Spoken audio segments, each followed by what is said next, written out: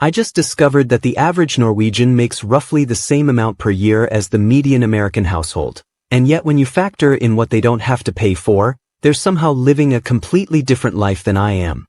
Let me say that again. Similar earnings. Radically different outcomes.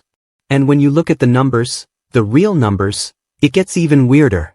Because here in America, we've been told our entire lives that we live in the land of opportunity, the place everyone wants to move to. So why are Norwegians staying put? Why, in a country of 5.5 million people, do only a few hundred move to the United States each year? I spent the last 3 weeks going down this rabbit hole, and what I found broke my brain. There's a specific comparison, a side-by-side breakdown I'll reveal at the end of this video, that shows exactly what you're really getting for your money in both countries. And I'm warning you, when you see it, you're going to feel the same gut punch I did. Because this isn't about politics. This is about math. Cold, hard, uncomfortable math. Here's how I stumbled into this. I was watching a documentary about Norwegian prisons, you know, those facilities that look like IKEA showrooms, and I thought, there's no way this is real. This has to be propaganda. So I started digging. And that's when I found the migration data. Out of Norway's 5.5 million people, only a few hundred move to the United States each year. A few hundred. To put that in perspective, around 30,000 to 40,000 Norwegians emigrate annually, but they're mostly going to Sweden, Denmark, or other Nordic countries. The USA? We're barely a blip on their radar. Meanwhile, thousands of Americans are moving to places like Portugal every single year.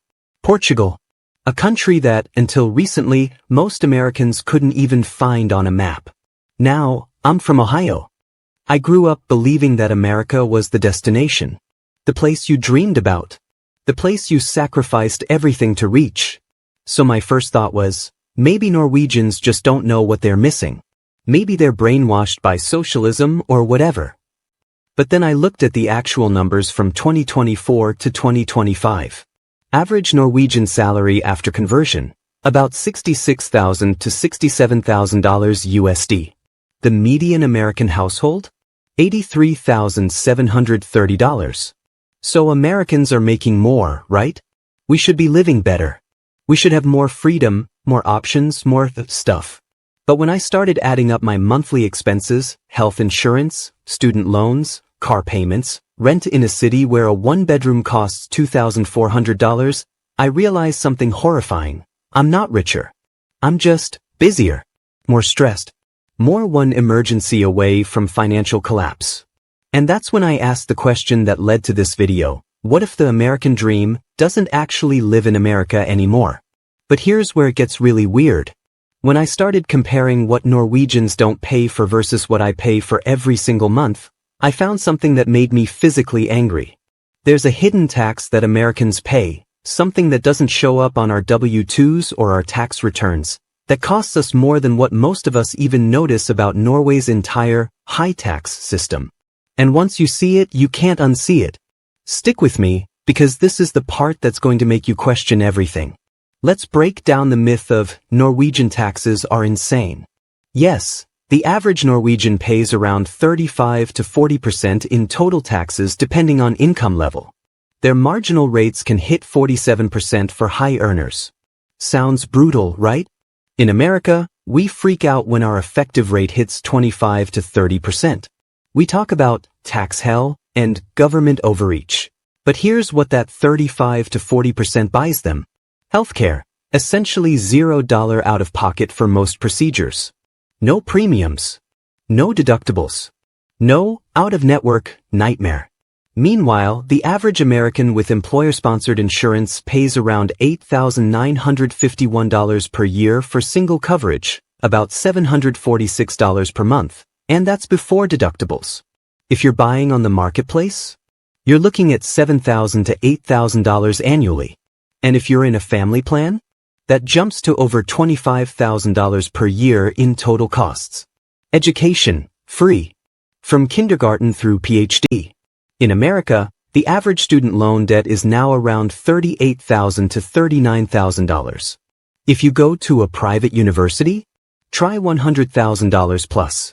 Norwegians graduate with zero debt and start their careers with a clean slate. Parental leave, 49 weeks paid at 100% salary, or 59 weeks at 80%. This is guaranteed by law, with portions reserved for each parent. In America, I get nothing. Federal law guarantees unpaid leave through FMLA for 12 weeks, but only if your employer has 50+ employees. Most Americans go back to work 2 weeks after giving birth because they can't afford not to. Retirement. They get a state pension that actually covers their living expenses. In America, we're told to figure it out with a 401k and hope the market doesn't crash the year we retire. Now let's add this up. Let's say I'm paying $8,951 on health insurance annually. That's about 11% of the median American household income of $83,730. Student loans? If you're paying the typical $300 to $400 per month, that's another $3,600 to $4,800 per year. Call it 5%. Childcare if I had kids? The average is $1,200 to $1,500 per month in many cities, or $14,400 to $18,000 per year. That's another 17 to 21% of median income. So before I even pay my actual taxes, I've already surrendered roughly 33 to 37% of my income to private systems that Norwegians get through their tax structure. But here's the kicker. I also pay around 25 to 30% in total taxes when you include federal, state, local, and payroll taxes. So my real burden, the money I can't use for myself, can easily hit 58 to 67% depending on my situation. And I don't get universal health care. I don't get parental leave. I don't get free education. I get debt, stress, and a system that tells me I'm free. But wait, there's one more thing that Americans always bring up in these comparisons, and it's the argument I believed for years. Yeah, but Americans make more money, so we can just pay for those things ourselves and still come out ahead. I thought that too.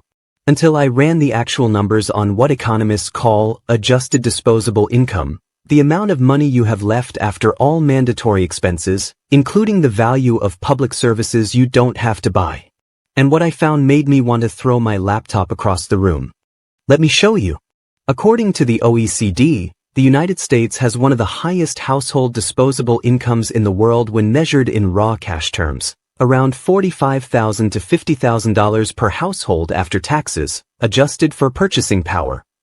Norway is right there with us, also in the top tier globally. Luxembourg, Norway, and the USA consistently trade places at the top of these rankings. But here's where it gets interesting. That measurement only counts cash income. It doesn't count the value of services you don't have to buy because the government provides them. Let me break this down with a real example. American household scenario, median income $83,730. After federal, state, and payroll taxes, approximately 25 to 30%, approximately $58,600 to $62,600 left. Health insurance, family plan minus $25,572. Student loan payments, if applicable, minus $4,000. Childcare, one child minus $15,000. Rent, one bedroom, mid-tier city minus $28,800, $2,400 per month. Car payment plus insurance, necessary, our transit is terrible minus $6,000. Remaining, roughly negative to $5,000 per year for discretionary spending, savings, emergencies. Norwegian household scenario, average income approximately $66,000 equivalent. After taxes, approximately 38%, approximately $40,920 left. Healthcare, $0, covered. Student loans, $0, doesn't exist. Childcare, subsidized, approximately $300 to $400 per month, max equals approximately $4,200 per year. Rent, one bedroom in Oslo, approximately $1,600 to $1,800 per month equals approximately $19,200 to $21,600. Car/transit. Many don't need cars. Public transit approximately $1,200 per year. Remaining, roughly $14,000 to $16,000 per year for discretionary spending, savings, travel. Now, I know what you're thinking, but the American household makes $17,000 more. True. But when you adjust for the fact that Norwegians are getting healthcare, education, and childcare as in-kind transfers that Americans have to buy privately, the OECD data shows both countries end up with comparable, or in some metrics, Norway slightly higher, effective purchasing power for quality of life. But there's something the spreadsheets can't capture, and I call it the chaos tax. This is the invisible cost that doesn't show up in any official data, but it destroys American lives every single day. The chaos tax is the $1,800 you had to put on a credit card when your car broke down because you have no emergency fund. The $4,500 hospital bill for that one ER visit that your insurance partially covered. The mental load of juggling 7 different bills, 3 insurance policies, and a healthcare system designed to confuse you. The career opportunities you didn't take because you couldn't risk losing your employer-sponsored health insurance. The years you delayed having children because you couldn't afford childcare. Norwegians don't pay the chaos tax. Their systems are designed to remove chaos. When a Norwegian loses their job, they get up to 62% of their salary for up to 2 years while they retrain or find new work. When an American loses their job, we get a countdown clock to homelessness. When a Norwegian gets sick, they go to the doctor. When an American gets sick, we Google our symptoms and pray it goes away. This is why Norwegians aren't moving here. It's not because they don't know about America. It's because they do. Look, I know this is heavy. And I know some of you are probably thinking, this guy's exaggerating, or Norway's too small to compare. But here's why I make these videos. I'm obsessed with finding where the American dream, the real one, the one where you can work hard and actually get ahead without constant fear, lives today. And sometimes, the answer isn't what we want to hear. If you're on that same journey, if you want to cut through the noise and see what life actually looks like in other parts of the world, join the Nexer community. Hit that subscribe button. Because we're just getting started. And drop a comment. Have you ever thought about leaving the US? Where would you go? Now, I'm not saying Norway is perfect. Let's be honest about the trade-offs. Weather. It's dark for months. Seasonal depression is real. Vitamin D supplements are a lifestyle. Social integration. Norway is hard to break into socially. They have a concept called Jutpils, the first beer of spring outside, because winter is so brutal that drinking a beer outdoors is a cultural event. Americans are used to sunshine and easy small talk. Norway is neither. Salaries in high-paying fields. If you're a software engineer or a doctor in the US, you can make $200,000 to $500,000 plus. In Norway, salaries are more compressed. A doctor makes about $100,000. That egalitarianism comes at a cost for top earners. Taxes on wealth and ambition. If you're building a startup or trying to become a multimillionaire, America's system rewards you more. Norway's doesn't. So if you're young, hungry, and willing to gamble on your own exceptionalism, America might still be the better bet. But if you want security, if you want to raise a family without the constant fear of medical bankruptcy, if you want to sleep at night knowing that one bad month won't destroy you, Norway wins. And it's not even close. Remember that comparison I promised you at the beginning? Here it is. When you look at 2 families, one American, one Norwegian, both earning around the same income in their respective countries, both with 1 or 2 kids, here's what you find. The Norwegian family, despite paying higher visible taxes, ends up with roughly $10,000 to $14,000 more per year in actual financial flexibility after accounting for healthcare costs, childcare, education expenses, and emergency savings requirements that Americans must maintain but Norwegians don't. $10,000 to $14,000. That's a family vacation every year. That's a robust emergency fund. That's actual retirement savings. That's breathing room. That's freedom. And they get it while working fewer hours, taking more vacation, and never worrying that a medical emergency will bankrupt them. That's why Norwegians don't move to the USA anymore. Not because they can't. Because they don't need to. So here's my challenge to you. Share this video with someone who still believes that America is the undisputed land of opportunity. Not to dunk on our country, I love living here, but because we can't fix what we refuse to see. If this video made you think, smash that like button. If it made you angry, drop a comment and tell me why I'm wrong. I read every single one.